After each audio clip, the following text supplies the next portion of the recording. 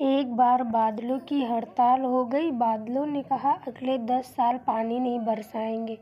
ये बात जब किसानों ने सुनी तो उन्होंने अपने हल वगैरह पैक करके रख दिए, लेकिन एक किसान अपने नियम अनुसार हल चला रहा था।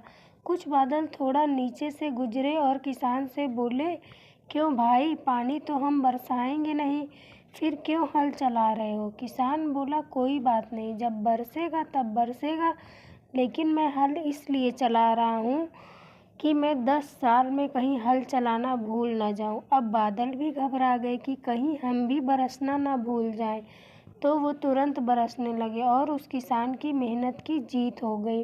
जिन्होंने सब पैक करके रख दिया था वो हाथ मलते ही रह गए। सो लगे रहो, भले ही परिस्थितियाँ अभी हमारे विपरीत है, लेकिन आने वाला समय निसंदेह हमारे लिए अच्छा होगा।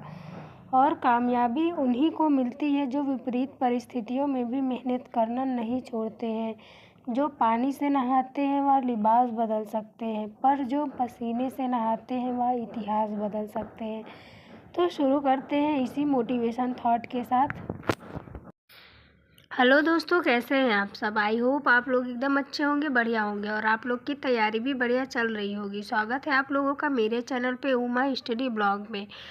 आज मेरी मॉर्निंग की पढ़ाई नहीं हो पाई थी क्योंकि मैं लेट से उठी थी, तो इस वजह से मुझे बहुत बुरा फील हो रहा है कि मेरा 6 आवर का जो चैलेंज है वो पता नहीं आज कंप्लीट हो पाएगा कि नहीं हो पाएगा। मैं इतना लेट से उठी हूँ क्योंकि कल रात में मैं बहुत देर तक जग ली थी, लगभग 12 बजे तक जगी थी। इस वजह से फिर 4 बजे मेरी नींद नहीं खुल पाई है। नींद तो खुली थी लेकिन मैं फिर से सो गई हूँ और फिर मैं 6 बजे उठी थी और फिर उसके बाद मैंने घर के काम किया और फिर मैं 9:30 बजे से अपनी पढ़ाई का फर्स्ट स्लॉट शुरू करी हूँ। और आज मैं सॉल्व कर रही हूँ मैथ सॉल्व करते टाइम मुझे यह रियलाइज़ हुआ कि बहुत ज़्यादा टाइम लग रहा है। एक एक क्वेश्चन में मुझे बहुत ज़्यादा टाइम लग रहा था क्योंकि मैं बहुत दिन से मैथ सॉल्व नहीं करी थी। बीच में थोड़ा मेरा ब्रेक हो गया था, तो इस वजह से मुझे बहुत ज़्यादा टाइम लग रहा है। कैलकुलेशन वगैरह में भी बहुत टाइम लगता है और फिर अब मैं इस पर मुझे यह महसूस हुआ कि इस पर मुझे थोड़ा ज़्यादा फोकस करना चाहिए, क्योंकि अगर हम मैथ सॉल्व करने में हमारा इतना ज़्यादा टाइम चला जाएगा तो फिर अदर सब्जेक्ट पे हम कैसे फोकस कर पाएंगे। मुझे लगभग 2 घंटे लग गए थे 50 क्वेश्चन सॉल्व करने में। मैथ सॉल्व करने के बाद फिर मैं संविधान पढ़ी। वैसे कल तक मेरा संविधान कंप्लीट हो जाएगा।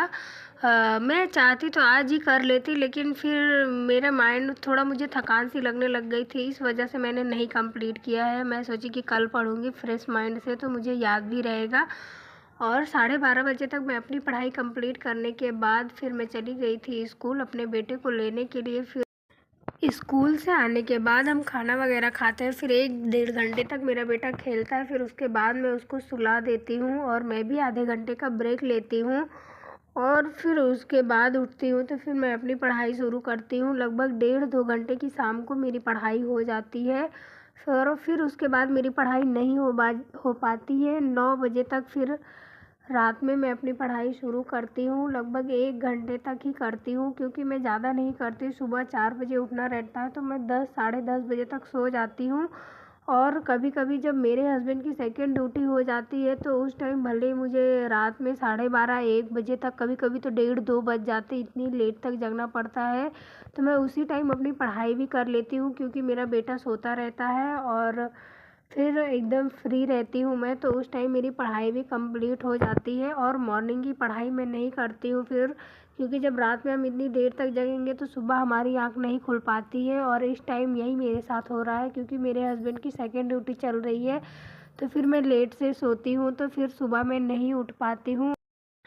आज मेरे चैलेंज का 6 डे था। जो मैंने चैलेंज किया था वो मैं कंप्लीट कर पा रही हूँ, इसलिए मुझे बहुत अच्छा फील हो रहा है। 2 दिन और बचे हुए हैं मेरे चैलेंज को और शाम को हमको भूख लग रही थी तो फिर मैंने सोचा कि नूडल्स बना लेते हैं, क्योंकि जब सुबह हम खाना वैसे एक ही बार खाते हैं फिर शाम तक हमको भूख लगने लग जाती है, तो इस वजह से बीच में कुछ खाने की इच्छा होती है, तो मैं शाम को नूडल्स बना रही हूँ। अगर आप लोग मेरे चैनल पे नए हैं और वीडियो को पहली बार देख रहे हैं तो मेरी डेली स्टडी रूटीन और मोटिवेशनल वीडियो देखने के लिए प्लीज़ चैनल को लाइक शेयर एंड सब्सक्राइब ज़रूर कर दीजिएगा। Thank you.